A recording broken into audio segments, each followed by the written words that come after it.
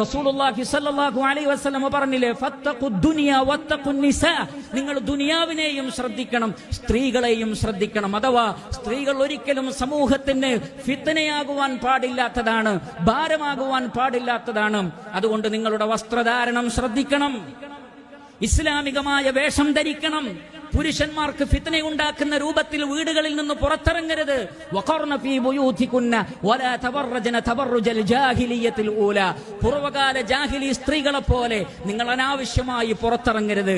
മറിച്ച് വദ്കുർന മാ യുത്ലാ ഫീ ബുയൂതികുന്ന മിൻ ആയാതില്ലാഹി വൽ ഹിക്മ, നിങ്ങളുടെ വീടുകളിൽ പാരായണം ചെയ്യപ്പെടുന്ന പരിശുദ്ധ ഖുർആൻ ഓതുക, ദിക്റുകൾ ചൊല്ലുക, ഹദീസുകൾ പഠിക്കുക. അങ്ങനെ ഈമാനികമായ ഒരു അന്തരീക്ഷം വീടുകളിൽ ഉണ്ടാകുവാൻ സ്ത്രീകൾ ശ്രദ്ധിക്കണം എന്ന് പ്രത്യേകം ഓർമ്മപ്പെടുത്തുകയാണ്. സദഖകളും മറ്റു സൽക്കർമ്മങ്ങളും വർദ്ധിപ്പിക്കുന്നതിലും അവർ പ്രത്യേകം ശ്രദ്ധിക്കണം.